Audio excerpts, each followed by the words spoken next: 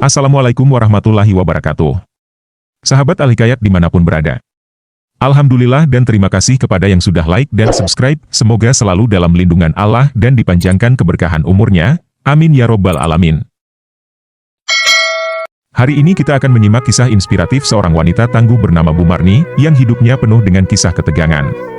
Sebagai pemilik kos, ia tidak hanya menegakkan aturan dengan tegas, tetapi juga menjadi sosok ibu yang penyayang bagi para penghuni kosnya. Melalui perjalanan hidupnya, Bu Marni mengajarkan nilai-nilai kehidupan yang mendalam dan inspiratif. Sahabat Al-Hikayat, mari kita simak bersama tentang perjalanan istimewa Bu Marni yang memukau ini. Sebelum menyimak kisahnya, sempatkanlah menulis sholawat kepada Nabi kita di kolom komentar. Sebagai tanda penghormatan kita kepada beliau, Allah berfirman dalam surat Al-Ahzab ayat 56, sesungguhnya Allah dan para malaikatnya bersholawat untuk Nabi. Wahai orang-orang yang beriman, bersholawatlah kamu untuk Nabi, dan ucapkanlah salam dengan penuh penghormatan kepadanya. Bu Marni, seorang janda berusia sekitar 60 tahun, memiliki sebuah rumah kos dengan 7 kamar di kawasan yang cukup ramai. Sebelum pensiun, Bu Marni adalah seorang guru yang sangat berdedikasi. Ia dikenal oleh banyak orang sebagai sosok yang rajin beribadah, tidak pernah ketinggalan sholat 5 waktu, pukul 1.38, rajin puasa sunnah Senin Kamis, dan selalu menyempatkan diri untuk mengaji. Suaranya yang merdu saat mengaji seringkali membuat anak-anak kos merasa tenang dan nyaman. Mereka kerap berkumpul di ruang tamu untuk mendengarkan Bu Marni mengaji sebelum tidur. Sebagai pemilik kos, Bu Marni selalu ada untuk anak-anak kosnya. Ia bukan hanya pemilik rumah, tetapi juga seperti seorang ibu bagi mereka. Setiap kali ada masalah, anak-anak kos tidak segan untuk curhat kepadanya. Bu Marni selalu mendengarkan dengan penuh perhatian dan memberikan nasihat yang bijak. Kehidupan sehari-hari di rumah kos Bu Marni selalu diwarnai dengan kegiatan keagamaan. Setiap subuh dan maghrib, Bu Marni memimpin doa bersama dan tadarus Al-Quran. Ia percaya bahwa suasana spiritual yang baik akan membawa kedamaian di rumah. Anak-anak kos pun turut serta, meski ada beberapa yang melakukannya karena rasa hormat kepada Bu Marni.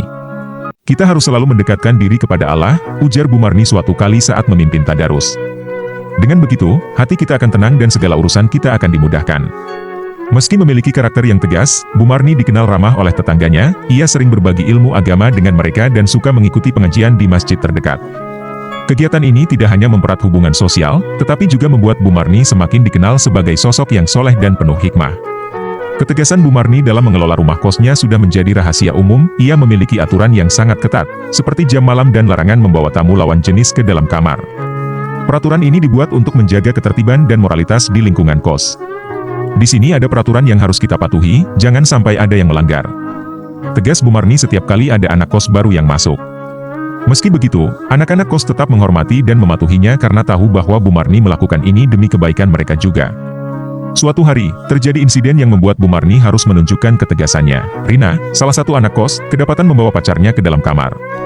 Bu Marni segera menegur Rina dengan tegas. Rina, kamu tahu ini melanggar peraturan kos, kenapa kamu lakukan ini? Tanya Bu Marni dengan nada tegas namun tetap terkendali. Rina hanya bisa tertunduk dan meminta maaf. Maaf Bu, itu saudara saya, jawab Rina dengan suara bergetar. Halah, basi, jangan ulangi lagi. Kalau tidak, ibu tidak akan ragu untuk mengusirmu dari sini, lanjut Bu Marni dengan nada tegas. Tidak hanya menegur Rina secara pribadi, Bu Marni juga memutuskan untuk mengumpulkan semua anak kos dan memberikan peringatan keras. Saya tidak ingin kejadian seperti ini terulang lagi. Jika ada yang melanggar peraturan ini, saya tidak akan segan-segan untuk mengusirnya, katanya dengan nada serius. Kemudian, Bu Marni membacakan surat Al-Mu'minun tentang menjaga kemaluan dan tidak berbuat zina. Ini adalah peringatan keras dari Allah langsung. Jangan sampai kita melanggar perintahnya. Tambahnya, anak-anak kos pun terdiam, menyadari betapa seriusnya masalah ini. Setelah peringatan itu, suasana di rumah kos berubah. Anak-anak kos menjadi lebih patuh dan menghormati peraturan Bu Marni. Impian Bu Marni untuk pergi umroh akhirnya terwujud setelah bertahun-tahun menabung dari uang pensiunnya. Alhamdulillah, akhirnya saya bisa berangkat umroh. Ucap Bu Marni dengan penuh syukur saat menerima kabar bahwa visa umrohnya telah disetujui. Persiapan pun dilakukan dengan sangat teliti. Bu Marni membaca banyak buku panduan untuk memastikan dirinya siap secara fisik dan spiritual. Saya harus mempersiapkan diri sebaik mungkin. Ini adalah perjalanan yang sangat saya impikan seumur hidup, kata Bu Marni kepada teman-teman pengajiannya. Sebelum berangkat, Bu Marni berpamitan kepada anak-anak kos dan menitipkan rumah kosnya kepada keponakannya yang terpercaya. Tolong jaga rumah kos ini baik-baik selama saya pergi, pesan Bu Marni kepada keponakannya. Anak-anak kos juga memberikan doa dan dukungan mereka. Bu, semoga umrohnya lancar dan mendapat berkah, ucap salah satu anak kos. Keberangkatan Bu Marni ke Tanah Suci diiringi dengan doa dan harapan yang tulus. Ya Allah, berikanlah saya kesempatan untuk beribadah dengan khusyuk di Tanah Suci-Mu, doa Bu Marni dalam hati saat pesawat mulai lepas landas. Setibanya di Mekah, Bu Marni merasakan kebahagiaan yang luar biasa. Subhanallah, akhirnya saya sampai di sini, ucapnya dengan mata berkaca-kaca saat melihat Ka'bah untuk pertama kalinya. Ia pun mulai melaksanakan rangkaian ibadah umroh dengan penuh hikmat. Selama di Mekah, Bu Marni merasakan kedamaian yang tak pernah ia rasakan sebelumnya. Ia menjalani setiap ibadah dengan penuh keikhlasan dan rasa syukur. Ini adalah pengalaman spiritual yang luar biasa. Saya merasa sangat dekat dengan Allah, kata Bu Marni kepada teman-teman sekelompoknya. Setiap hari, ia selalu menyempatkan diri untuk berdoa dan merenung di Masjidil Haram, memohon ampunan dan petunjuk dari Allah. Perjalanan umroh ini menjadi momen yang sangat berarti bagi Bu Marni. Setelah beberapa hari menjalani ibadah di Mekah, Bu Marni mengalami kejadian yang membingungkan. Suatu malam, saat ia sedang berdoa di Masjidil Haram, ia melihat 7 pintu yang tampak sangat mirip dan membingungkan. Kenapa pintu-pintu ini terlihat sama semua, pikir Bu Marni dengan heran. Setiap kali ia mencoba memilih salah satu pintu, ia merasa tersesat dan bingung. Pemandangan di sekelilingnya tampak berubah-ubah, seolah-olah ada kekuatan misterius yang bermain. Perasaan aneh mulai menyelimuti hati Bu Marni. Ia merasa seperti berada di dunia lain yang penuh dengan teka-teki. Apa yang sebenarnya terjadi, mengapa saya tidak bisa menemukan jalan keluar? Ia mencoba untuk tetap tenang dan berdoa, memohon petunjuk dari Allah. Ya Allah, berikanlah saya petunjuk-Mu, jangan biarkan saya tersesat, doa Bu Marni dengan khusyuk. Namun, perasaan bingung dan cemas tetap tidak hilang. Di tengah kebingungannya, Bu Marni mulai mendengar suara misterius yang mengingatkannya tentang kesalahan dan dosa-dosanya. Harta hanya titipan, jangan terlalu terikat pada dunia, suara itu bergema di telinganya. Apa maksud suara ini, mengapa saya mendengarnya berulang kali, pikir Bu Marni.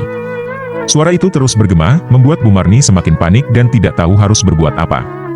Kepanikan Bu Marni semakin menjadi-jadi, ia berusaha untuk mencari jalan keluar dari situasi membingungkan ini, tetapi selalu kembali ke tempat yang sama.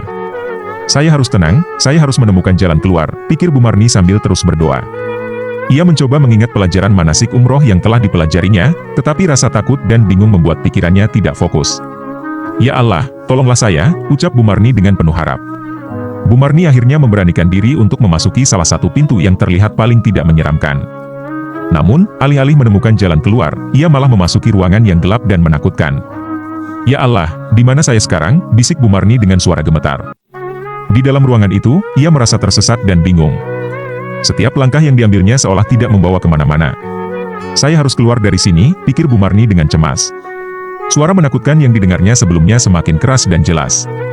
Harta hanya titipan, jangan terlalu terikat pada dunia. Suara itu bergema di seluruh ruangan. Bu Marni mulai merasakan ketakutan yang mendalam. Apakah ini azab dari Allah? Apa yang telah saya lakukan sehingga mengalami ini? Pikirnya dengan penuh penyesalan, suara itu terus mengingatkannya tentang harta dan dosa-dosanya, membuat Bu Marni semakin merasa bersalah. Keadaan semakin memburuk ketika Bu Marni terus berputar-putar dalam kegelapan, tanpa menemukan jalan keluar. Saya tidak bisa terus seperti ini, saya harus keluar, pikirnya dengan putus asa. Setiap kali ia mencoba untuk keluar, ia selalu kembali ke tempat yang sama. Rasa putus asa mulai menguasai hatinya. Ya Allah, apakah ini hukuman-Mu? Ampunilah saya. Bu Marni mulai menangis, memohon ampunan dan petunjuk dari Allah. Dalam keputusasaan, Bu Marni menyadari bahwa ia harus merenungkan kembali hidupnya. Apakah saya telah melakukan kesalahan besar? Pikirnya, ia mulai mengingat kembali setiap perbuatan yang telah dilakukannya, mencari-cari apa yang mungkin menjadi penyebab azab ini. Meskipun rasa takut dan putus asa semakin menghimpit, Bu Marni tetap berdoa dan memohon ampunan dari Allah. Ya Allah, tolonglah saya, ampunilah dosa-dosa saya. Doa Bu Marni dengan hati yang penuh penyesalan. Saat keputusasaan hampir membuat Bu Marni menyerah, tiba-tiba ia mendengar suara seseorang memanggil namanya. Itu adalah suara Ustadz, pemandu umrohnya. Ustadz, saya di sini, teriak Bu Marni dengan penuh harap. Ustadz tersebut akhirnya menemukan Bu Marni yang tersesat dan membantunya keluar dari ruangan yang membingungkan itu. Alhamdulillah Bu Marni, Anda ditemukan. Apa yang terjadi? Tanya Ustadz dengan wajah penuh kekhawatiran. Setelah ditemukan, Bu Marni dibawa kembali ke kelompoknya. Namun, azab yang dirasakannya belum berakhir. Ketika ia berada di depan Ka'bah, ia mulai merasakan lapar yang sangat, meskipun sudah makan. Kenapa saya masih merasa lapar? Apa yang terjadi pada saya? Rasa lapar itu tidak hilang dan semakin menyiksanya. Ia mencoba makan lagi, tetapi rasa lapar tetap tidak berkurang. Ini pasti ada sesuatu yang salah, pikir Bu Marni dengan hati yang gelisah. Dalam keadaan bingung dan cemas, Bu Marni mengingat kembali pesan suara misterius yang didengarnya sebelumnya, harta hanya titipan, jangan terlalu terikat pada dunia. Ia mulai merasa bahwa mungkin ada sesuatu yang harus diperbaiki dalam dirinya. Apa yang sebenarnya Allah ingin saya sadari, pikirnya. Ia kemudian mendekati Ustadz pemandu umrohnya untuk mencari nasihat. Ustadz, saya merasa ada yang salah dengan diri saya. Apa yang harus saya lakukan? Tanya Bu Marni dengan suara penuh kecemasan. Ustadz pemandu umroh mendengarkan dengan seksama dan memberikan nasihat yang bijak. Bu Marni, mungkin Allah sedang mengingatkan Anda tentang sesuatu. Coba renungkan kembali hidup Anda dan cari tahu apa yang perlu diperbaiki, kata Ustadz dengan lembut. Bu Marni merasa sedikit lega mendengar nasihat itu. Ia bertekad untuk mencari tahu apa yang menjadi penyebab azab yang dialaminya. Terima kasih Ustadz, saya akan merenungkannya, jawab Bu Marni dengan hati yang lebih tenang. Dalam renungan yang mendalam, Bu Marni akhirnya menyadari dosa besar yang telah ia perbuat. Selama ini, ia terlalu fokus menabung untuk umroh, sehingga melupakan kewajiban sedekah. Ya Allah, saya terlalu serakah, saya tidak pernah bersedekah. Bu Marni menangis terseduh-seduh, merasa sangat menyesal. Ia mengaku kepada Ustadz pemandu umroh tentang kesalahannya. Ustadz, saya telah melakukan dosa besar, saya tidak pernah bersedekah demi menabung untuk umroh, katanya dengan suara bergetar. Ustadz pemandu umroh mendengarkan pengakuan Bu Marni dengan penuh simpati. Yang penting sekarang adalah Anda bertobat dengan sungguh-sungguh dan memperbaiki kesalahan Anda, nasihat Ustadz dengan lembut. Bu Marni merasa sangat terbantu dengan nasihat itu. Ya Ustadz, saya akan bertobat dan memperbaiki kesalahan saya, jawab Bu Marni dengan tekad yang bulat. Bu Marni mulai bersedekah kepada orang-orang di Tanah Suci, memberikan sebagian uangnya kepada yang membutuhkan. Ini adalah uang saya, tolong gunakan untuk kebaikan, kata Bu Marni kepada seorang kuli panggul. Setiap kali ia bersedekah, ia merasakan hatinya menjadi lebih tenang dan rasa lapar yang menyiksanya perlahan hilang.